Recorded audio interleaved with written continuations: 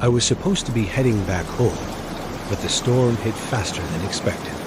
The sky cracked open with rain so hard my wipers couldn't keep up, and the back roads I was cutting through turned to black rivers.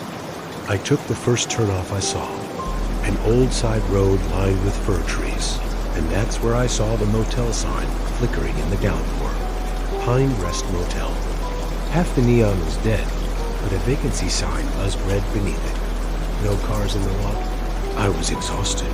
Figured maybe the place still had a room. It looked old, but not abandoned. The office light was on. Inside, there was a woman at the front desk, mid-50s maybe. Pale, neat blouse. Her eyes didn't quite meet mine. She said, "Just one night?" I nodded. She didn't ask for ID, just handed me a brass key. Room 6. The room was surprisingly clean. No TV, but the sheets smelled like fresh linen and bleach. I collapsed onto the bed, still damp from the storm, and passed out. At 3:13 a.m., I woke up to someone knocking on the door. Slow, deliberate. Knock, knock. I got up, looked through the peephole. Nothing. I opened the door anyway. The air outside was still, not even a breeze. The lot was empty, but there were wet footprints on the concrete, leading away from my door, barefoot. I closed it, locked it, double-checked the window, and sat back on the edge of the bed. That's when I noticed the rotary phone in the corner.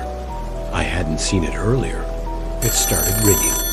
I froze, let it ring. It stopped after 7 tones, then silence again. The next morning, the sky was clear. The woman at the front desk wasn't there. The office was dark, empty. So I left the key on the counter and walked out. But as I got back to my car, I noticed something strange about the main motel sign. The letters were scorched, twisted, and the red vacancy sign wasn't on anymore. It was melted. I drove to the next gas station, maybe 20 minutes out. I asked the guy at the counter if Pine Rest Motel had been there long. He stared at me like I'd asked if the moon still came out at night. That place burned down in the 80s, he said. Electrical fire, whole row of rooms gone. 6 people died. Room 6 was the worst. That guy didn't even make it to the door. I didn't say anything, just turned and walked out. I still have the key. Room 6, brass with soot under the number. And every night since, I wake up at 3:13 a.m. to the sound of knocking. Some motels rent by the hour, others by the decade.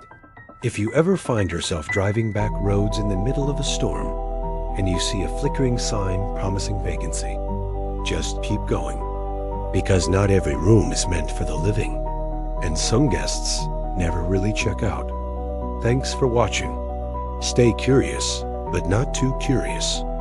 If you enjoy horror shorts, urban legends, creepy stories, and paranormal encounters, make sure to like and subscribe to Shadow Lurker for new videos every week, and comment your ideas.